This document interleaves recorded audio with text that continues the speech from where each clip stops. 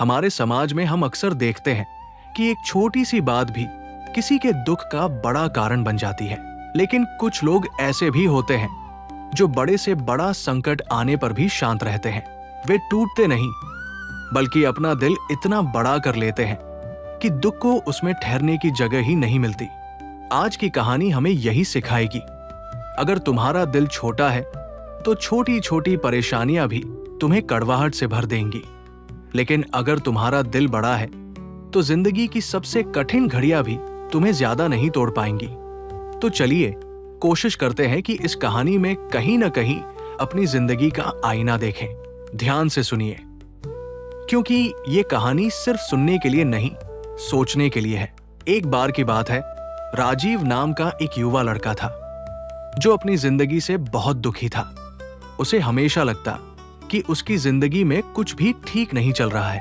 एक दोपहर वो अपने कस्बे के एक छोटे से कैफे में चाय पीने गया। उसके मन में चिंता और डर भरे हुए थे।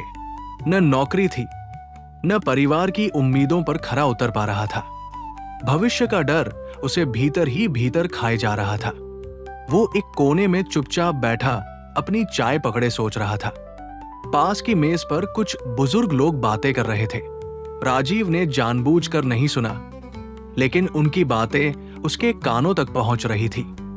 उनमें से एक बोला, क्या तुम उस बूढ़े आदमी को जानते हो जो पहाड़ियों के पीछे रहता है? वो दिखने में तो साधारण है, पर उसके शब्दों में बहुत बुद्धि है।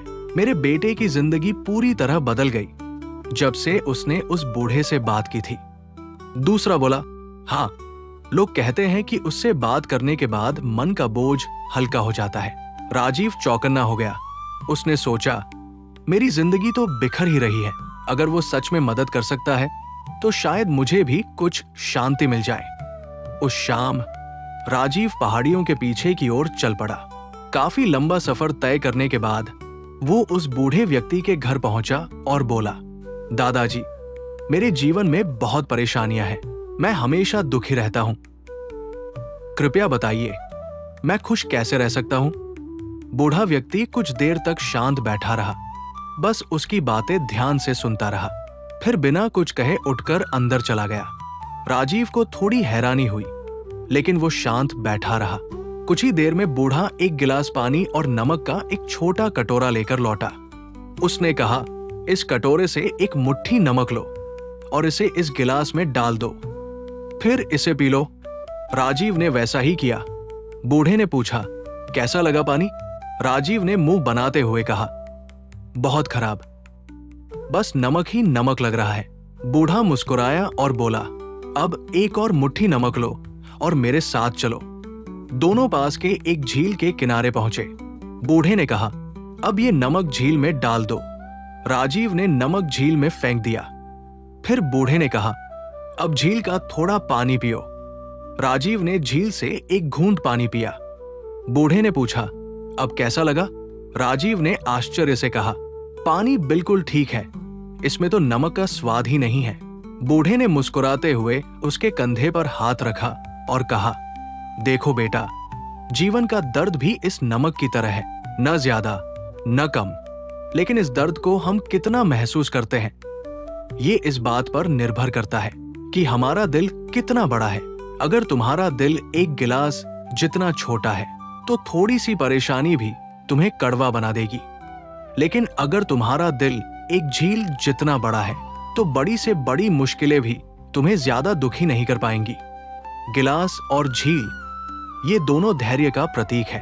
अगर तुम्हारा धैर्य छोटा है तो छोटी छोटी बातें भी तुम्हें तोड़ देंगी, लेकिन अगर तुम्हारा धैर्य बड़ा है तो जीवन के बड़े से बड़े तूफान भी तुम्हें झुका नहीं पाएंगे। हर किसी के जीवन में समस्याएं आती हैं। दुनिया में कोई भी ऐसा नहीं है जिसे दर्द न झेलना पड़ा हो।